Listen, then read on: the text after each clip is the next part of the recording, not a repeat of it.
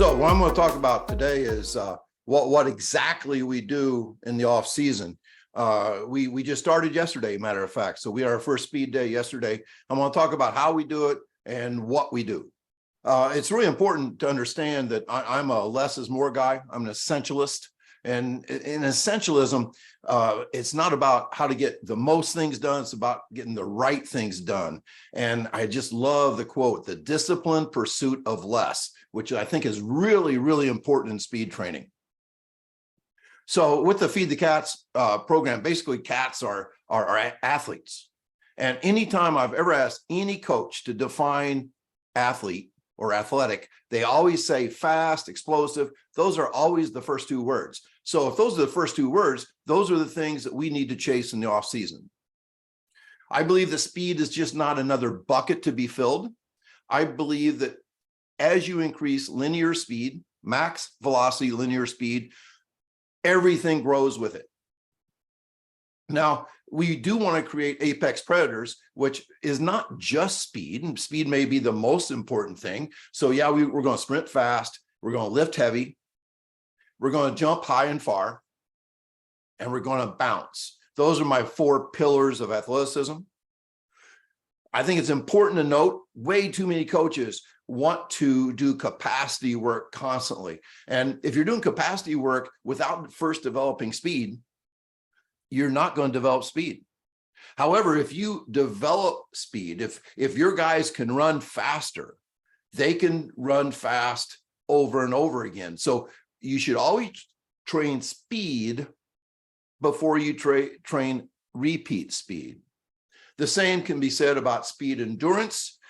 Too many coaches go right to that speed endurance thing. They run a whole lot and they never develop the quality that's most important, which is how fast you run.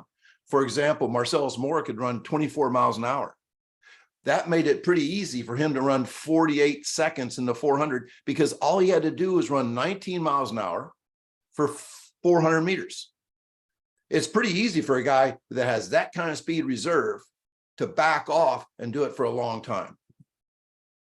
I like to say be general in the weight room. Too many people are specific. Be extreme in speed training. Too many people are general in speed training. And you need to be specific in practice. So let the sport train the sport.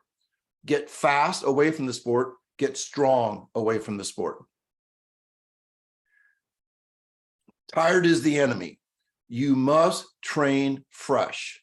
This is another one of the huge mistakes that coaches make, is basically that somehow coaches are in search of getting their guys tired and sore. They think that the more they do, the better. And I'm here to tell you, the more you do, the slower you'll get. My pyramid is much different than most pyramids. Most pyramids of coaches is all about the base being hard work, soreness, just grinding, that type of stuff. My base is rest, recovery, and sleep with nutrition involved. And then we get right to sprinting. Yesterday on day one of our off-season program, we sprinted full speed and timed. Coaches love to embrace the suck. But in Feed the Cats, we say F the grind. That if you are grinding constantly, you're most likely getting slower every day. But coaches that do this, they don't time kids. So they don't even know they're getting slower. I believe that winning is better than hard work. A lot of coaches have that backwards, that hard work will somehow create winning. Well, I say that you better focus on winning. And I think that performance is more important than fatigue. What that means to me is that we performed in off-season workout yesterday. We will perform again today in an off-season workout. We perform every day and we measure performance. To honor Les here, I heard Les, first time I ever heard him speak, he made this statement: if you make a profit every day, you'll never go broke. To me, this means that we want to play the long game, especially with guys like me who are starting with 14-year-olds, that we want them to be fast when they're 24. We're not trying to get them fast today and tomorrow. We're trying to learn how to be a sprinter. So this is how we do it. This is how we start the winter. We started yesterday, as I've said earlier. Basically, we do a 4-day work week because this works for us. We do not have good attendance on Fridays. So we do a speed workout on Monday, an X Factor workout on Tuesday. We do a speed workout on Wednesday, and we do another X Factor workout on Thursday.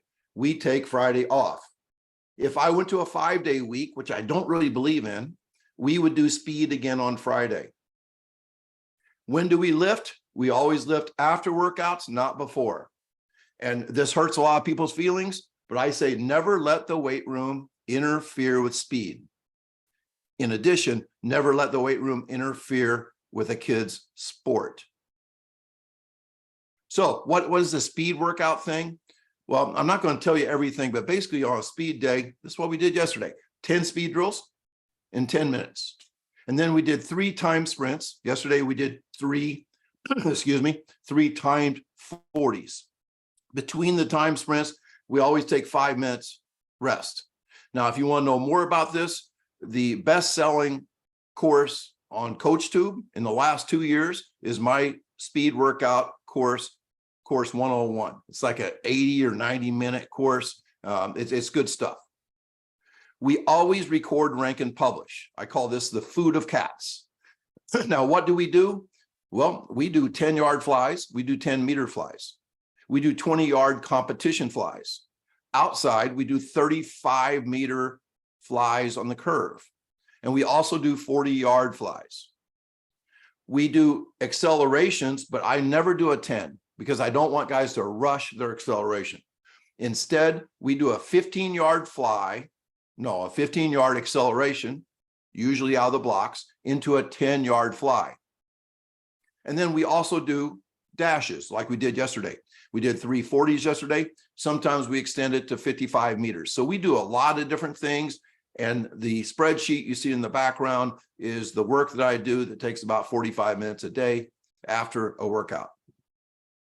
We hand out miles per hour wristbands. This is huge, absolutely huge. I suggest that everybody do this. $420 it cost me to buy a lifetime supply of wristbands. 1,200 wristbands for $420, the best money I ever spent. I also suggest that you look into truck stick for the big guys, because if you have a 220-pound athlete that can run 20 miles an hour, that's damn good, but he's not ever going to be at the top of your list. He's only running 20 miles an hour.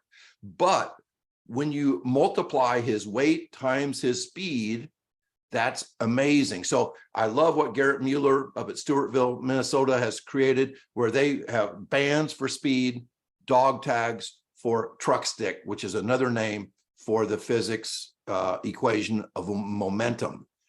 If you want to know more about truck stick, just look up truck stick or Tony Holler truck stick, big cats in the truck stick. I wrote a good article on that. Now, X Factor, you say, well, what in the hell is X Factor? X Factor these are exercises. These are not scientifically proven to make you super fast, but they have a reasonable expectation of getting you faster. Fast guys are good at certain things. So what we try to do, by the way, the second best selling course on CoachTube is my X Factor course. We are trying to get better at bouncing, snap, that's elasticity, power, big split, and hardwiring. So let me explain those very quickly. This is what bounce looks like. This is what snap looks like. We're doing a lunge here and snapping through. This is what power looks like. We're just bounding, and we're bounding to see how far we can bound in 6 bounds. This is power. This is power, a triple broad jump. If you get every one of your football players or every one of your track guys or everyone on your basketball team to do this, they would be better. This is power. We're just going full med ball throw. This is a 14-pound med ball. We're going as high as we possibly can on the wall. We do all kinds of things like this. We do wall busters. We're just trying to bust the wall. We also hardwire, which is basically another name of forming habits. We love wickets because it gets guys looking like a sprinter. We put our hands up and go over wickets. We go wickets and time it. We go wickets and compete. And then we're also huge on the big split. Here's a long lunge. We're trying to get a big split of the thighs. This is an ISO. It's called an extreme ISO lunge. You can see the legs shaking. Some magical things happen when we do ISOs. I call this an air lunge. Once again, big split work, big split. This is one of the best things you could possibly do. And the reason why it's one of the best things is because you're working on bounce, you're working on snap, you're working on power, and big split. By the way, slow guys can't do that.